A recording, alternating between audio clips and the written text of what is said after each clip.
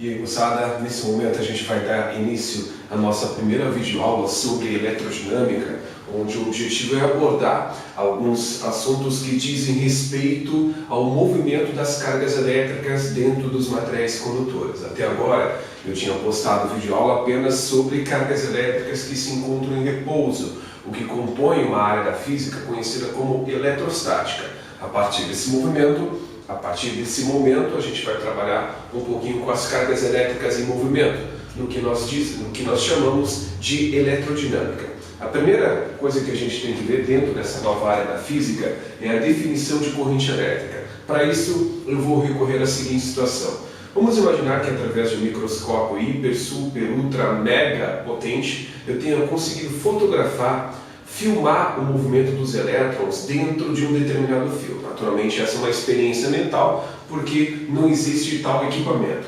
Então, aqui eu tenho esse meu fio, pode ser um fio de cobre, por exemplo, destes comuns de instalação elétrica, e as carguinhas negativas que ali estão representam os elétrons e as setas indicam para onde eles estão se movimentando.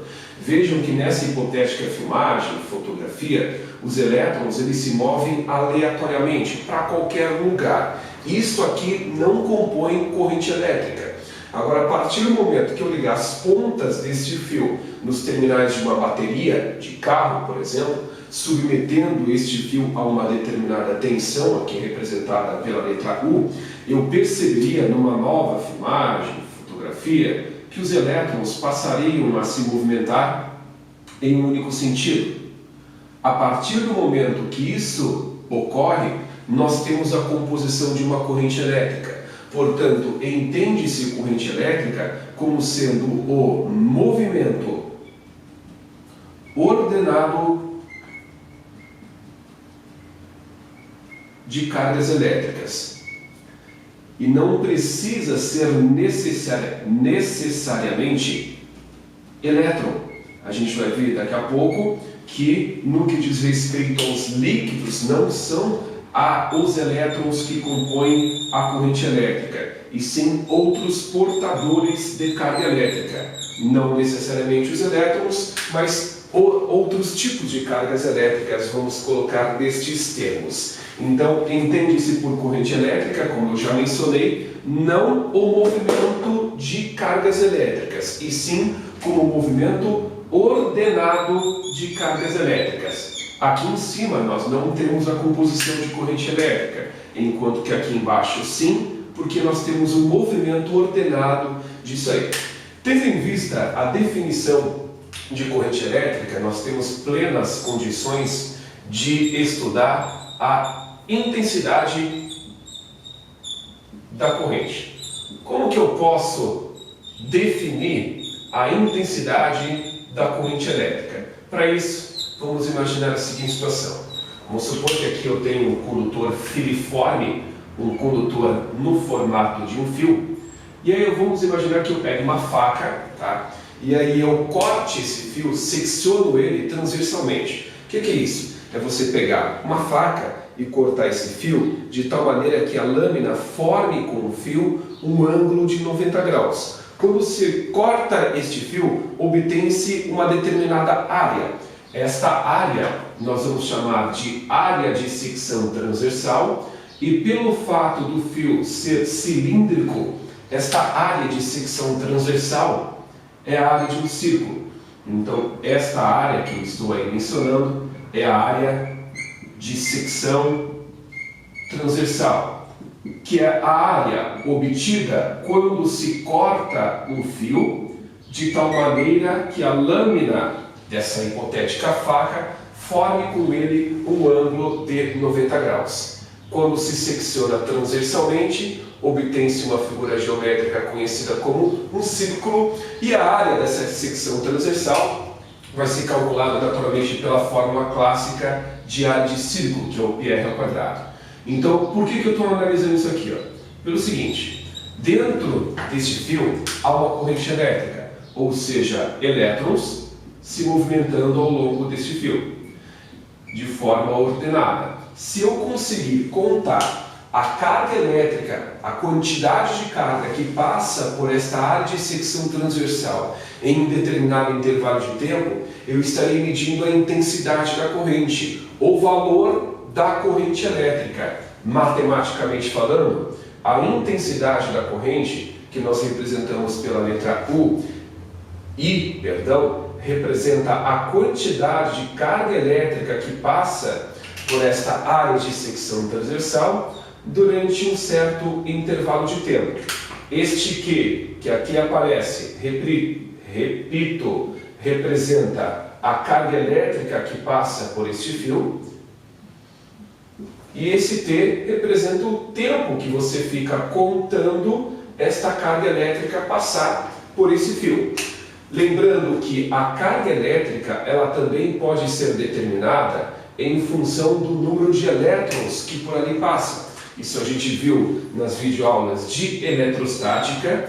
Este Q representa a carga elétrica que passa por ali, e este N representa o número de elétrons que passaram por esta área de secção transversal. Este N representa o número de elétrons que neste caso em especial passaram por esta área de secção transversal, e este E representa naturalmente a carga elétrica elementar, que vale sempre 1,6 vezes 10 na menos 19 coulombs. Lembrando que a carga elétrica elementar representa a menor carga elétrica que pode existir. Em módulo é igual à carga do elétron e a carga do próton. Então, uma outra observação importante diz respeito à análise dimensional. Quais são as unidades que podem ser utilizadas para expressar a intensidade da corrente, ou simplesmente a corrente elétrica? Vamos analisar caso a caso. A carga elétrica, nós tínhamos visto que ela é expressa em coulomb, que nós aqui representamos pela letra C, enquanto que o tempo ele é oficialmente expresso em segundo. O coulomb por segundo, portanto, representa a unidade oficial de corrente elétrica. Só que esse coulomb por segundo é chamado de ampère, em homenagem a um físico francês chamado André-Marie Ampère. Este ampère representa, na prática, a intensidade da corrente, de tal maneira que 1 ampère é o equivalente a 1 coulomb por segundo. Pois bem, antes da gente avançar, vamos fazer um brevíssimo apanhado daquilo que a gente viu até agora. O que é corrente elétrica? Movimento ordenado de cargas elétricas. Como é que eu faço para calcular a intensidade, o valor dessa corrente? Eu divido a carga elétrica que eu fico contando, que passa por uma área de secção transversal do fio, dividido pelo tempo que eu fico contando essas cargas elétricas passarem. Lembrando que a carga elétrica pode ser determinada em função do número de elétrons que passaram por esta área de secção transversal, multiplicado pela carga elétrica elementar, que vale sempre este valor, vamos colocar nesses termos. E a unidade oficial do SI que é usada para se expressar a corrente elétrica é o próprio ampère. Agora, de posse desses conceitos todos, nós podemos aqui nos aventurar a fazer o cálculo da carga elétrica que passa por esse fio, cálculo da carga elétrica que passa por esse fio, que é percorrido por uma corrente elétrica. Então, há duas opções, há duas situações em que a gente pode calcular a quantidade de carga que passa por um fio em função da corrente elétrica que o atravessa. Então, a primeira destas situações é quando a corrente elétrica que é mantida no fio é mantida constante. A corrente elétrica não altera o seu valor à medida que o tempo passa. Quando a corrente elétrica é constante, isso é relativamente simples de se determinar a carga elétrica, tendo em vista que a corrente é igual à carga dividida pelo tempo. Como eu estou nesse momento interessado em determinar a carga que passa, eu isolo o Q de carga elétrica nessa expressão e faço a carga elétrica ser igual à corrente multiplicada pelo tempo.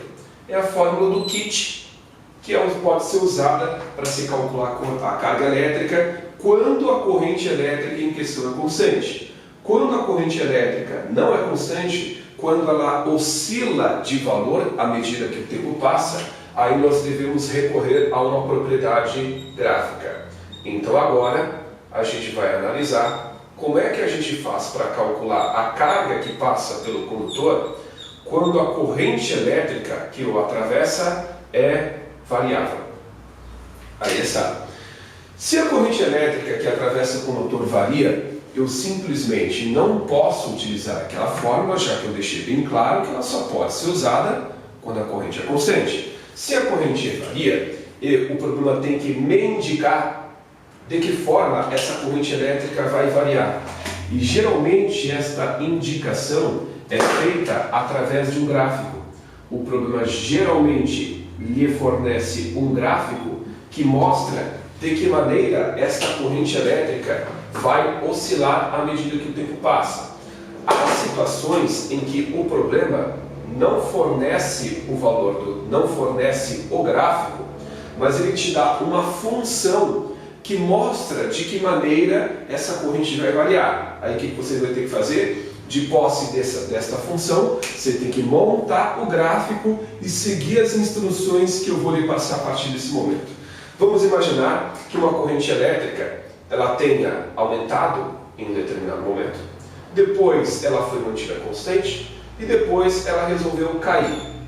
Então vejam que nesta situação nós temos dois trechos deste gráfico em que a corrente elétrica variou. Nesse trecho intermediário, não. Mas sendo uma corrente constante ou sendo uma corrente variável, se você tem em mãos um gráfico da corrente em função do tempo, a carga elétrica que passa neste fio é numericamente igual à área delimitada pelo gráfico. A área do quê? Da figura geométrica. Que figura geométrica? Diz aqui tudo, ó. Tudo aquilo que está abaixo deste gráfico vai corresponder a uma figura geométrica cuja área vai equivaler ao valor da carga elétrica que passa pelo fio. Então, na prática, o cálculo da corrente elétrica em função o cálculo da carga elétrica em função da corrente pode ser feito de duas formas. Quando ele te dá um gráfico, quando ele não te dá. Quando o programa te dá um gráfico, você pode calcular a carga elétrica pela área. Quando ele não te dá um gráfico, é muito provável que a corrente elétrica seja constante e aí você calcula o valor da carga elétrica pela fórmula do kit. Ok?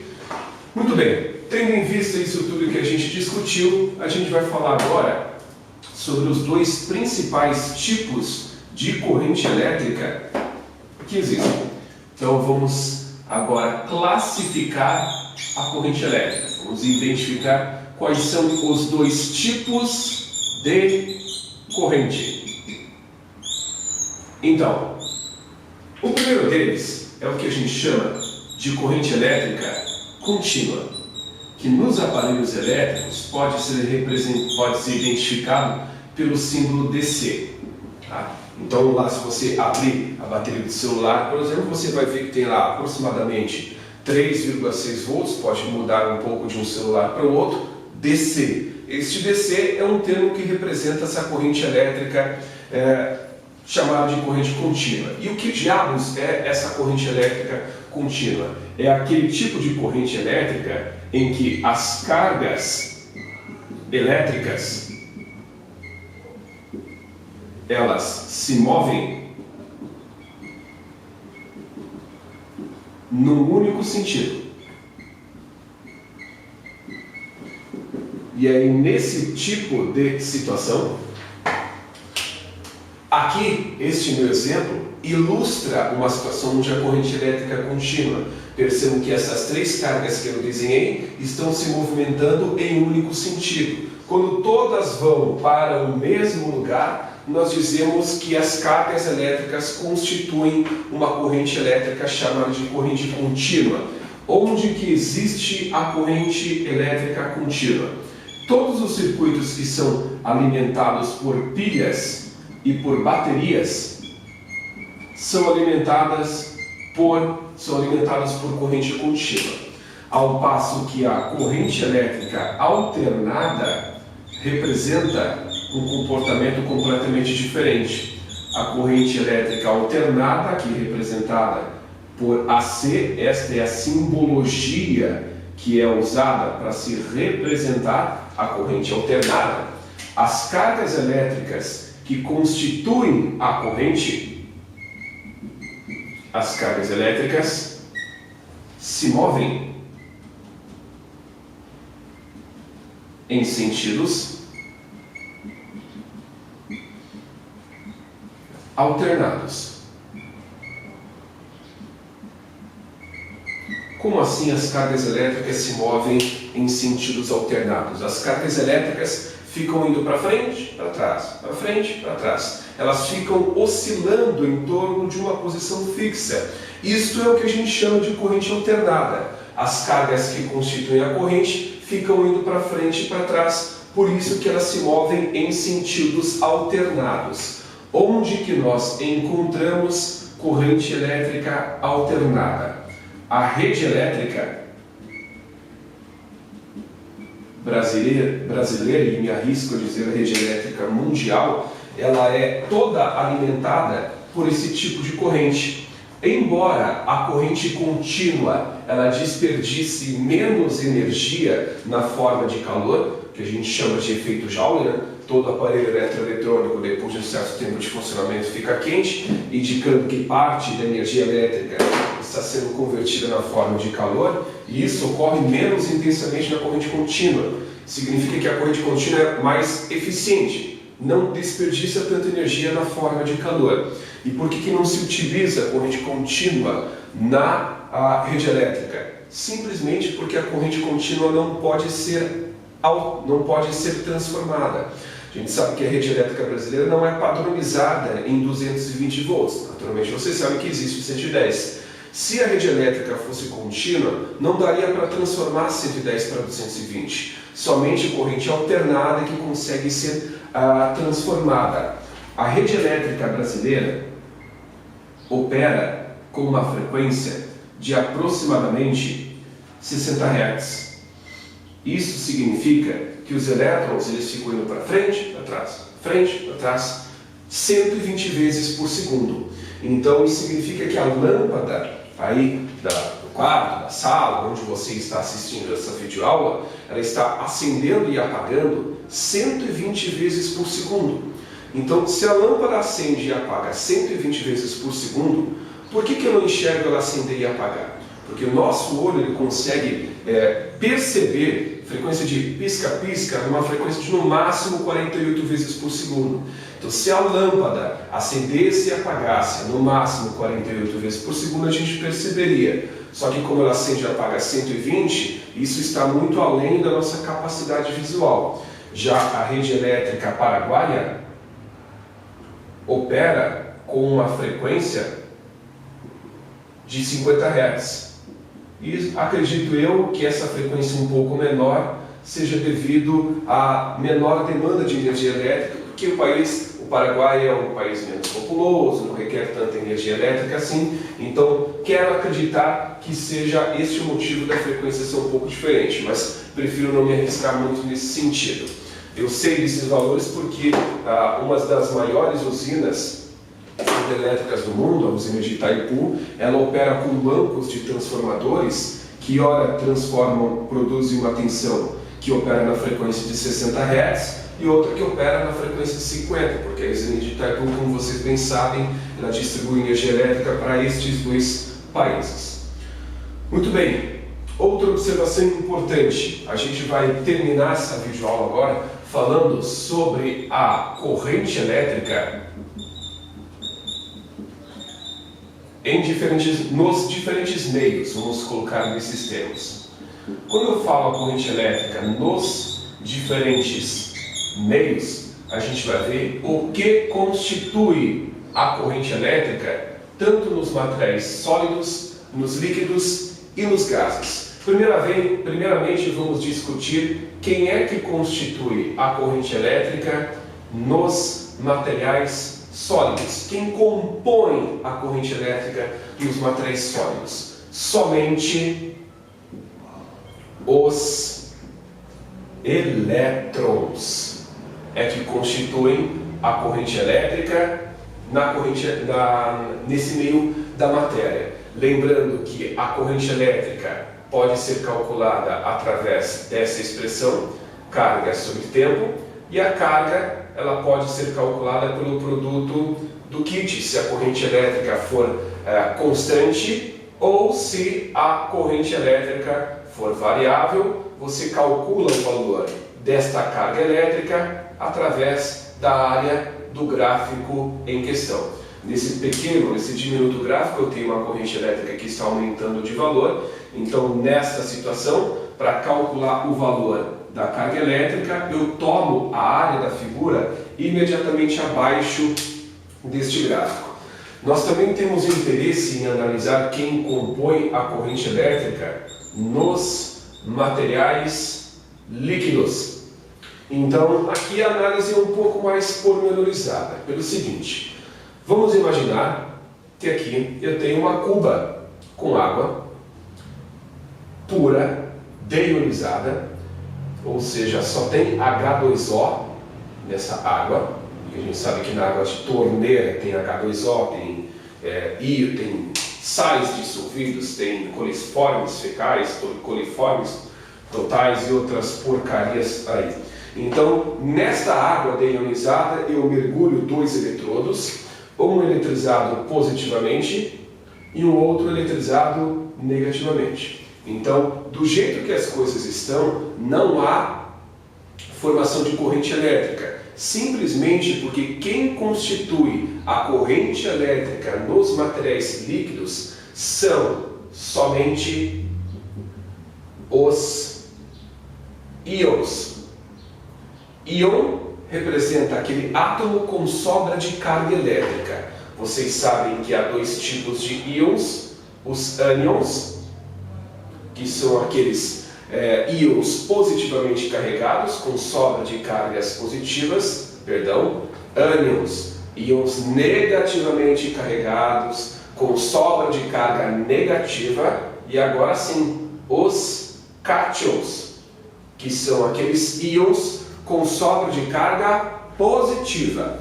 Os ânions poderiam ser representados pelos íons de cloro, de flúor, enquanto que os cátions, como os íons de sódio, de cálcio e assim por diante. Eu estou falando isso porque, como eu já havia mencionado, do jeito que as coisas estão, só H2O nesse negócio aqui não tem formação de corrente elétrica. Agora, a partir do momento que eu pegar um punhado de cloreto de sódio, sal de cozinha, e jogar lá dentro, o que vai acontecer? Os íons eles vão se dissociar. E aí nós teremos íons de sódio e íons de cloro dissociados. Aí o que vai acontecer? Como existe um campo elétrico entre estes dois eletrodos, os íons de cloro vão ser puxados em direção à placa positivamente carregada e os íons de sódio vão ser puxadas pela placa negativamente carregada. Então percebam nesta ocasião que os íons eles são puxados pelas placas eletrizadas com cargas de sinais opostos.